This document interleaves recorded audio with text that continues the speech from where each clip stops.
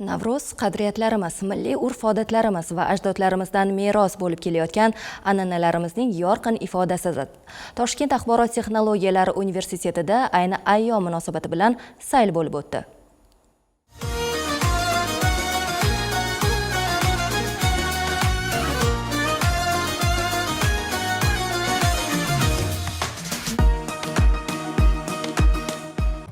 Navro'z bayramining shukuhi hali hamon yurtimizda kezib yuribdi.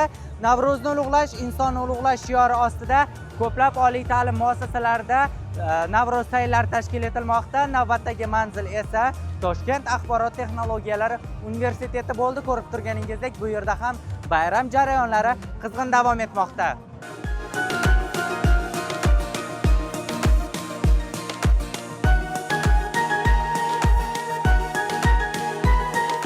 Navro'z sayli guvohi bo'lganingizdek ajoyib bayramona atmosferada bo'lib o'tdi. Qozonlarda damlangan mazali osh va turli xil milliy taomlarimiz bayramga yanada fayz qo'shib turibdi. Bahor faslining iliq shabadasi esa yaqqol sezilib turibdi. Talabalar va mehmonlar yuzlarida tabassumni ko'rishingiz mumkin.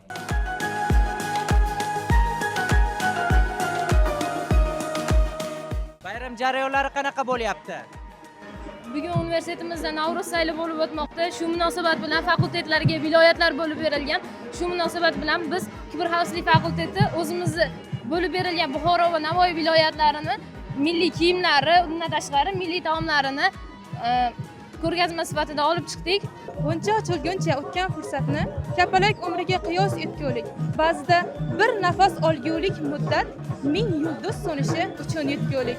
Hayot gapkirtining oltin soati har borib kelishi bir olam zamon. Shu onda koinot o'z kurrasidan yasab chiqa olur yangidan jahon.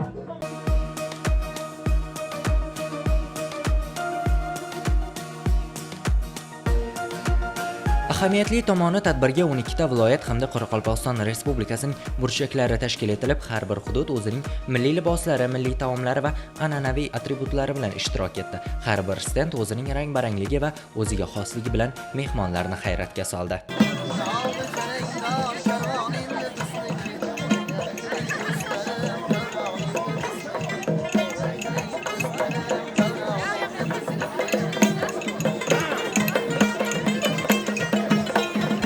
Barchaga Navro'z muborak!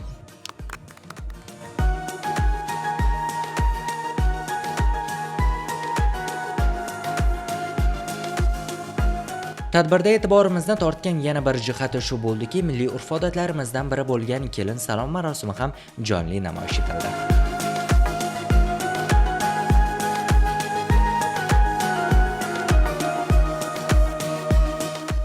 Mana bugun bizning universitetimizda Navro'z bayrami. Bayram o'zi qiziqarli ham sho'x tarzda bo'lib o'tmoqda. Sharalg'ansang meni sharatu uchun, dunyoga tirishlik taratu uchun, men deb uyqu ko'rmay tang atu uchun, dunyoga kelgansang o'zing anasan. Xulosa qilib aytadigan bo'lsak, mazkur bayram tadbiri mamlakatimizda olib borilayotgan keng ko'lamli islohotlar, xususan yoshlar siyosati, milliy qadriyatlarni asrash va rivojlantirish borasidagi ustuvor yo'nalishlarning amaliy natijasi sifatida alohida ahamiyat kasb etadi. Jasur Hasanov, Abbos Saydaliyev, yoshlar. Hammaga Navro'z qutlug' bo'lsin.